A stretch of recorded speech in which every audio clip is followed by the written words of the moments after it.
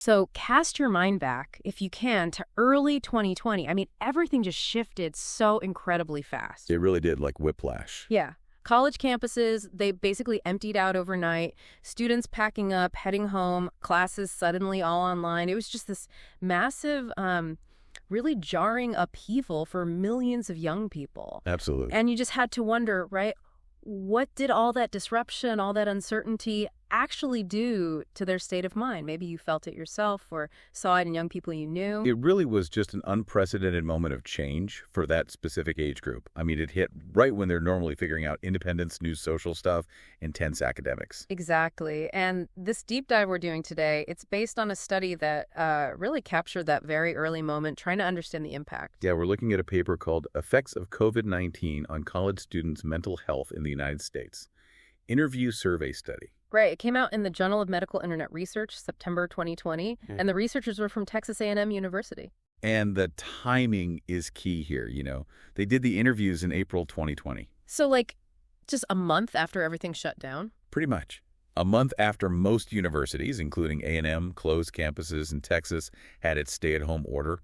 They talked to 195 students, trying to get a real snapshot of what was actually going on right then. Okay, so our mission for this deep dive is really to unpack what that study found. We want to get a handle on the main stressors students were facing in that first pandemic wave, see how they tried to cope, and think about what it all means, you know, for supporting students then and maybe even now. Right. Let's dig in. So the overall impact, pretty significant. Right. Get this, 71% of the students they talked to said they had increased stress and anxiety because of the pandemic. Wow. Okay, over 2/3. That's substantial. It is. But here's something I found really interesting. It wasn't just about their stress. A massive 97% assumed that other students were feeling just as stressed and anxious. 97%. So it wasn't just I feel stressed. It was we all must be feeling this, like a collective thing. Exactly. A real sense of shared burden, it seems.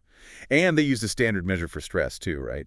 The perceived stress scale. Yeah, the PSS. Right, the PSS. Yeah. It asks about how often you felt certain things in the last month, feeling overwhelmed, unable to cope, that kind of thing. Scores go from 0 to 40. And what do they find? The average score, the mean, was 18.8. Okay, so where does that fall? Right in the moderate stress range. So this wasn't just, mild annoyance for most of them. It was registering as a pretty substantial level of perceived stress. Okay, so moderate stress was widespread. What were the things really driving it? What did students say were the biggest issues? Well, the study pinpointed a few major areas that hit the vast majority. Topping the list, fear and worry about health. That was 91% of students. 91%, wow. Their own health or? Mostly, overwhelmingly, it was worry about their loved ones. Ah, that makes total sense, especially older relatives or those with health conditions, right? That's exactly right. Among those who were worried about health, 43% specifically mentioned vulnerable family members. Students saying things like, I have a grandma who is affected more, or worrying about a sister who just had a baby. And then another 15% were anxious because family members had high-contact jobs. Like healthcare workers, essential workers. Yeah, precisely. A brother doing a medical residency, seeing COVID patients, or a mom working in a warehouse. And then about 11% were worried about their own health, maybe because of asthma or something like that. Gosh, that's a heavy burden, carrying that worry for your whole family. Okay, what was the next big stressor? Difficulty concentrating. That came in at 89%. Okay, yeah. I think a lot of us can relate to that one from the whole work from home, learn from home shift. What were the reasons they gave? The number one reason, mentioned by almost half, 46% of those struggling to focus, was simply being back home. Just the home environment itself. Yeah, too many distractions.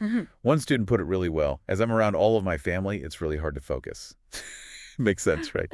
Other things were the lack of immediate accountability you get on campus. That was 12%. Thinking, I just want to lay in my bed. Now no one is keeping me accountable. Right, no professor looking over your shoulder, no study groups. Exactly. And then, of course, social media and the internet were big distractions, 11%. One student mentioned their desk was right next to their bed, so it was just too easy to go take a nap or go watch Netflix. Or I could just be on Twitter the whole time. Oh, yeah. The siren call of Netflix is strong. Did the online classes themselves play a role in the focus issues? They did, yeah. 10% specifically mentioned the lack of, interactive online learning, making it tough to stay engaged. Just staring at a screen. Pretty much. Someone said, I cannot focus on class when it's online. I don't think there's a lot of interactiveness. And for a few, about 3%, it was just the sheer monotony.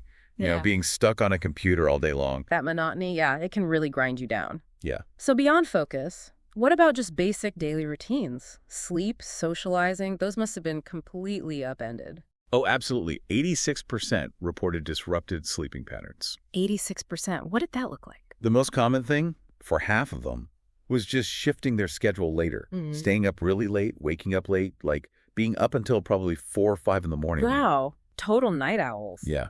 Another 17% just said their patterns were totally irregular, just weird. Some actually slept more than usual. That was 7%, while others, 6%, specifically had trouble falling asleep or staying asleep. It sounds like chaos for biological clocks. And social isolation. That must have been massive for college students. Huge. Also 86%. Over half of those, 54%, just felt an overall drop in interactions, feeling significant social isolation. And 31% specifically missed that in-person contact, wanting to see friends face-to-face. And for 5%, it was missing their regular outdoor social stuff, like climbing or hiking, because those were restricted. Yeah, losing those outlets is tough. Okay, and the last of the really big ones, academics. The sudden shift to online must have been a huge stressor there, too. Oh, yeah. 82% reported concerns about academic performance. What were the main worries? The biggest challenge for 38% was just the difficulty with the online classes themselves. Technical glitches, syllabus changes, just finding it harder to learn that way. Right, not the same as being in a room. Definitely not. Then 23% worried about the bigger picture impact, like on their academic progress or future plans. They canceled internships, research ops. One student said, "The class I wanted to take over this summer has been canceled, which could potentially push me back a semester." Oof, yeah, that uncertainty is rough. And 14% worried specifically about their grades dropping, while 8% mentioned just feeling less motivated, procrastinating more. Someone shared they were failing 3 out of 4 exams pretty badly after the switch, which made them question their whole major. Gosh, so those 5 health worries, concentration, sleep, social life, academics, that really covers a lot of ground. A clear picture of just how disruptive it was. Were there other big things affected? Yeah, a few others still hit a large chunk of students. Yeah. 70% mentioned disruptions to eating patterns. Okay. 67% had changes in their living environment, mostly moving back home, which obviously connects back to those concentration issues we talked about. Right. And 59% faced financial difficulties, lost jobs, family struggles. That economic uncertainty was definitely felt. Okay, this makes me wonder about something with the academics. We heard about the anxiety over performance, but what about the actual amount of work? Did the workload generally go up with online learning? So this is actually one of the more surprising nuances in the study.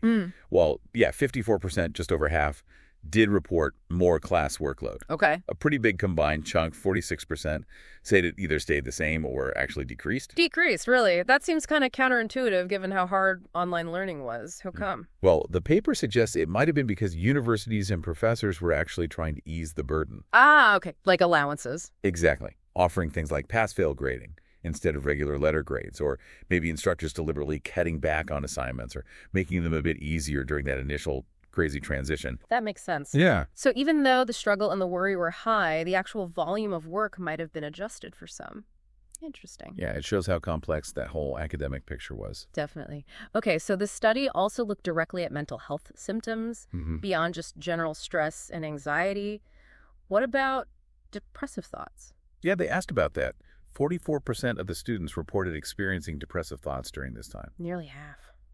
Wow. And did they link those thoughts to anything specific? They did. The themes that came up were things like loneliness. That was mentioned by a third of those reporting depressive thoughts. Also, feelings of insecurity, uncertainty, a sense of powerlessness or hopelessness, and academic worries, too. And the quotes they included are pretty raw. Someone said, "I actually suffer from chronic depression. COVID-19 has definitely made it a lot worse, just being in isolation." Or people feeling like the world is ending, or just hopelessness. Gosh, yeah. That really underlines the emotional toll. And the study also looked at suicidal thoughts, which is obviously very serious. Yeah. Yes, it did. And it's really important we handle this finding carefully. 8% of participants reported having suicidal thoughts, with 3% describing them as moderate. Okay. And just to be clear, we're reporting the study's findings here, not offering any kind of mental health advice. Absolutely. Among those who reported these thoughts, nearly 40% linked them directly to the depressive thoughts they were having. Other factors mentioned were academic problems, issues with family after moving back home, and just general fear about the whole situation, the insecurity of it all. Right. Quotes included things like feeling tired of existing or being stuck at home with family or just that pervasive fear of what is to come. It's just such a stark picture of the immense struggle students were facing right then at the very start. Wow. So if we connect these dots, how do these specific stressors feed into the bigger mental health picture? Well, if you think about it, the things this study highlights, isolation, trouble concentrating, massive disruption to sleep, to eating, to just basic routines, these are like textbook contributors to increased stress, anxiety, and depression. Right. They're known risk factors. Exactly. And college students were already a group facing unique mental health pressures, right? Navigating independence, identity. The pandemic didn't just add a stressor. It kind of stripped away their core support systems and routines all at once. It just amplified those existing vulnerabilities dramatically. So given all that pressure, how did the students in the study actually try to cope? What did they do? That's a really interesting part of the study. They looked at coping mechanisms. And the standout finding was this heavy reliance on self-management. Meaning trying to handle it on their own. Pretty much. 76% of students who felt increased stress said they used various ways to try and help themselves cope. But only 34% mentioned seeking support from others like family or friends. So 3/4 were trying to manage it solo versus only about a third reaching out. Yeah, that's the picture it paints. Okay, so what kinds of self-management were they using? It was a real mix. Some positive strategies, some maybe less helpful. On the positive side, things like meditation, breathing exercises, trying to keep some kind of routine, engaging in hobbies like exercise that was mentioned by 31% of the self-managers, watching Netflix or streaming shows, playing with pets, journaling, listening to music, typical coping stuff. Right, finding distractions or outlets. But the study also found that almost a quarter, 23% of those self-managing, were using less positive or more avoidant methods. Things like actively ignoring the news, sleeping way too much, or turning to substances like drinking or smoking. That split between positive and, let's say, avoidant coping really highlights that struggle, doesn't it? Trying to find what works when you're mostly going it alone. It really does. And speaking of not going it alone, or rather the lack of it, the study had a really striking finding about using official university help, didn't it? Like counseling services? Yeah, this is, I think, one of the most critical findings. It really raises questions about accessing help. Despite all this reported stress, and despite the university making counseling services available remotely, an overwhelming majority, 93% of the students who reported increased stress, said they had not used the school's counseling services during that time. 93%. Wow. That's almost everyone. Did they find out why? Why weren't students using these resources that were supposedly available? They did get a few reasons, but remember, this is from the very small group who elaborated. The most common reason, though still only given by like 3% of those not using services, was students feeling like their problems weren't severe enough for professional help. Ah, that minimizing thing. It's not that bad. Exactly. A few others, like less than 1% each, mentioned being uncomfortable talking to strangers, or specifically uncomfortable talking about mental health over the phone. And a tiny fraction mentioned lack of trust. And the study authors kind of connected this back to the bigger issue of stigma around mental health, right? They did, yeah. They basically argue that this incredibly low usage rate, especially right next to the super high stress levels, probably reflects that persistent stigma, societal, personal, that still surrounds getting professional mental health help, particularly for college students. Even if the service is there, that barrier is just really high for many. So looking at this whole picture from April 2020, the researchers' main takeaway was pretty urgent. Yeah, definitely. They really emphasized an urgent need for targeted interventions and preventative strategies specifically for college students' mental health. And based on how students were coping. Right. Seeing that heavy reliance on self-management, the author suggested that maybe strategies should focus on helping students build better self-management skills, positive coping methods, and also leveraging technology, which students were obviously using constantly anyway, to deliver mental health resources and support in a more accessible way. That makes sense. Okay, let's step back and put this study in context a bit. It's clearly powerful, giving us that snapshot, but like all research, it has its limits. What should we keep in mind? Yeah, that's always important. And the authors were upfront about it. First, the sample size, 195 students. It's decent for qualitative insights, but small compared to big national surveys. Okay. Second, it was done at one specific place, a large public university in Texas. And crucially, like we said, it was at that very specific, very intense moment in time, April 2020, right in the initial shockwave. Exactly. Plus, it's worth remembering that most of the participants happen to be engineering students in this particular sample. So what does all that context mean for how widely we can apply these findings? Can we say this was all college students? Probably not perfectly, no. It means while these findings give us incredibly valuable, deep insights into what these students went through during that initial, really disruptive phase, we have to be a bit cautious about generalizing it perfectly to every single college student everywhere, or different kinds of universities, or even how things felt later in the pandemic as it dragged on. But, that said, given how widespread campus closures and lockdowns were, the authors do feel the findings likely resonate with the experiences of many other students who went through similar sudden disruptions. That nuance is helpful. Yeah. Were there things the study didn't look at that might have made a difference in how students were affected? Yeah, definitely. They didn't really break down the results by demographics like age or gender or year in school or even major beyond just noting the engineering student majority. Okay. And it also didn't dig into how things like, say, socioeconomic background or religious beliefs or maybe pre-existing substance use might have shaped how students experienced or coped with all this stress. Those are definitely areas for more research. For sure. So if we boil this whole deep dive down, what's the single biggest takeaway for you from this study? I think for me, the core insight is just how fundamentally and widely the very beginning of the pandemic disrupted college students' well-being. It wasn't just one thing. It hit across all these core life areas, simultaneously health fears, focus, sleep, eating, socializing, learning, and it directly impacted mental health, ramping up anxiety, depression, and tragically even suicidal thoughts for some. Yeah, it really hammers home how vulnerable young adults can be when those foundational structures just get pulled out from under them during a crisis. It really makes you think, doesn't it? Like, how can universities, families, even just friends, be better prepared to support students through crises like this in the future? Totally. Especially thinking about that huge barrier to actually using the help that's supposedly there. Exactly. Finding ways to boost effective coping skills, chipping away at that stigma around asking for help, maybe using tech smartly for resources. Those seem like really key directions based on what these students reported back then. And thinking about this study being just that early snapshot, what's the lingering question it leaves you with? What makes you most curious looking forward? It definitely makes you wonder. If this was the impact right at the start, in April 2020, what were the longer-term effects?